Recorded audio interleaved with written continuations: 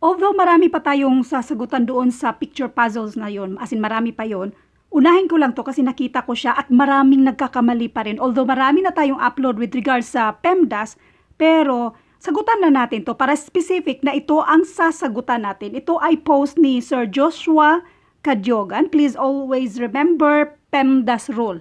Pero hindi yung rule ang sinusunod ng karamihan kundi yung acronym lang. Ito yung tanong. Only for genius daw. Genius kung maalala mo yung order of operation. 3 minus 3 times 0 plus 3 divided by 3. Is it 1, 2, 4, or 0? Idetalye ko sa inyo kung paano ito sagutan ng tama. Bago ko ipakita yung mga references natin dito galing sa grade 4, grade 5, grade 6, grade 7, lahat ng references, isolve muna natin ito, okay? 3 minus 3 times 0 plus 3 divided by 3. Okay. Ang nandito na mga operations ay merong subtraction, multiplication, addition, at division. According sa order of operation na kilalang MDAS or PEMDAS. Okay? Meron pa, marami pa yan. Mamaya, sasabihin natin. Dito muna tayo kasi yan yung kilala dito sa Pilipinas. Itong multiplication, ang nandyan ay multiplication division. So, dito lang tayo mag-focus. Sa multiplication at division, whichever comes first from left to right. Total, hindi naman magkatabi si multiplication at division. Pwede yang pagsabayin. Pagsabayin natin yan siya. 3 times 0 equals 0. 3 divided by 3 equals 1. So, kopyahin si addition. Kopyahin din ito. 3 minus 0 plus 1. Yan na yung natira. Ngayon, dito ang karamihan magkakamali kasi ang karamihan din sa inyo, ang sinusunod lang ay yung acronym. Remember, ang MDAS, meron tayong sinusunod na method. Kaya meron tayong acronym na MDAS or PEMDAS para hindi nyo makalimutan yung order of operations. Ngayon, sa addition at subtraction, they rank equally. Kaya kung alin dyan ang mauna, left to right, nauna ang subtraction, unahin mo yan. 3 minus 0 equals 3 plus 1 equals 4. So, ang tamang sagot dito ay 4 according sa order of operations or MDAS. Ngayon, i-review natin ang libro, mga libro. Uulitin ko ha, marami nang akong upload with regards sa order of operation, okay? Dito muna tayo sa reviewer ng civil service. Sa PEMDAS, of course, unahin natin parenthesis. Next, ang exponent. Ngayon, MD means multiplication and division. These two operations actually have the same priority. Ano ibig sabihin yan sa Tagalog? Bali, parang twin lang sila. So you should complete these two operations from left to right. Left to right. Walang sinabi dyan na unahin si multiplication lang. Kundi, they rank equally, do them in the order they occur. Kung ano yung given from left to right. Next, ganun din ang addition at subtraction. These two operations have the same rank, kaya left to right din yan. Next, dito tayo sa study.com para klaro lang. Okay, parenthesis. Next, exponent. Then, step number 3 and number 4. Okay? Si step number 3, even though M for multiplication in PEMDAS comes before D, sa Tagalog pa, kahit nauna si multiplication, si M, sa D, sa PEMDAS, actually have the same priority. These two operations actually have the same priority. Kaya complete them, only those two operations in the order they occur from left to right. Left to right. Next, sa step number 4, ganun din. Basahin natin ito, even though A for addition is in PEMDAS before S for subtraction, these two operations have the same priority. You look for these two last operation, after dito sa MD, from left to right, and complete them in that order. Sa Tagalog pa, itong AS, pwedeng magkabaliktad Depende kung anong nakikita mo sa given problem. Addition at subtraction, they rank equally. Kaya isolve natin yan kung anong nauna from left to right. Kung balikan natin yung problema, tingnan mo. Ang nauna dyan ay subtraction. Kaya unahin mo si subtraction bago ka mag-add para hindi ka magkakamali. Kaya 3 minus 0 equals 3. 3 plus 1 equals 4. Yan ang tamang sagot according sa order of operation. Ngayon, ang sasabihin nyo ay turo ng teacher nyo. So, ang tanong, naintindihan ba ng teacher nyo, example, dito sa grade 4 textbook? Or di kaya, hindi naman siguro kasalanan ng teacher nyo, no? Ito ay given. Ang sa given, that is 84 minus 25 plus 13 minus 7. So, nauna ang subtraction. Ang addition nasa gitna.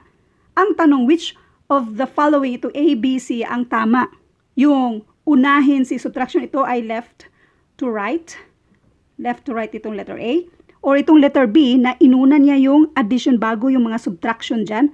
Or itong right to left. To make sure that we will all arrive at the same answer, the order of operations, yung kilala nating MDAS, since there is only addition and subtraction, which is yung step number 4, we work from left to right. Thus, the correct answer is letter A. Itong letter A, na inuna yung subtraction bago nag-add, bago yung subtraction, left to right. Grade 4 textbook. Tandaan ang left to right. This is grade 5 textbook. Direkta tayo sa rule number 3 at number 4. Pareho lang yan. Multiply and divide in the order they appear from left to right. Tandaan si left to right kung alin ang mauna. Yan din si addition at subtraction from left to right. Grade 4 textbook. Next, grade 6 textbook. Direkta tayo sa step number 3, number 4 kasi ito yung laging nakakalimutan ng mga estudyante. Ewan ko kung paano ito tinuro sa inyo. Pero multiply or divide from left to right. Add and subtract from left to right. They are equal kasi. They rank equally. Kaya left to right.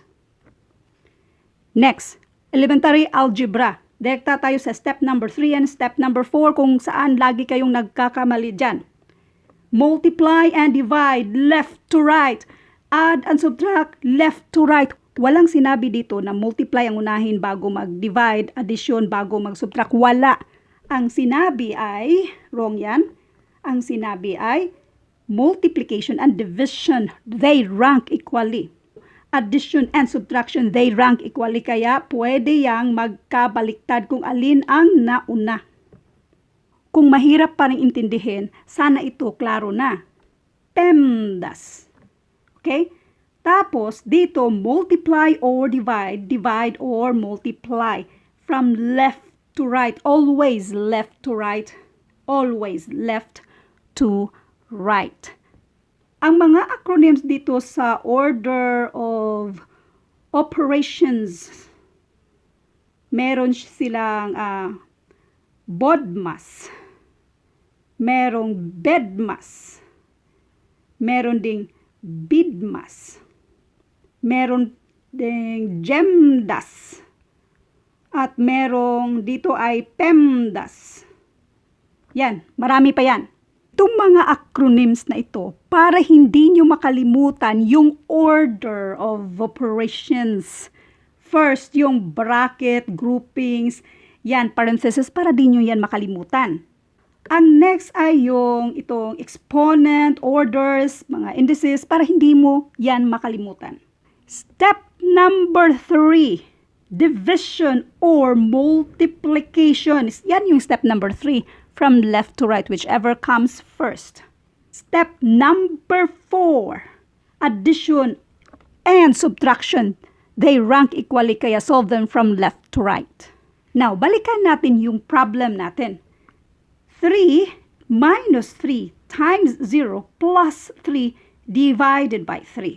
Itong si multiplication at division, hindi naman yan magkatabi kasi napagitnaan naman yan ng addition. Kaya pwede mo yung pagsabayin. Nung sinabay na natin siya, ito yung 0 at ito naman yung 1. Tapos ginupya natin si addition at itong si subtraction pati yung 3. Ang natitira mo yan, dyan na operation ay subtraction at addition. Okay? Yung subtraction at addition nasa step number 4 from left to right, whichever comes first kasi they rank equally. Kaya unahin mo ito. Nauna si subtraction eh. 3 minus 0 equals 3. 3 plus 1 equals 4. Ngayon, kung hindi pa rin kayo convinced na 4 ang tamang sagot dito, let's use scientific calculator. Now, let's use scientific calculator. 3 minus 3 times 0 plus 3 divided by 3. And equals, the answer here is 4. Scientific calculator. Isa pang calculator. 3 minus 3 times 0 plus 3 divided by 3. The answer here is 4. Dito tayo sa Samsung calculator. 3 minus 3 times 0 plus 3 divided by 3, and the answer here is 4. So therefore, the only correct answer to this question according sa order of operation or kilalang MDAS ay 4. Letter C.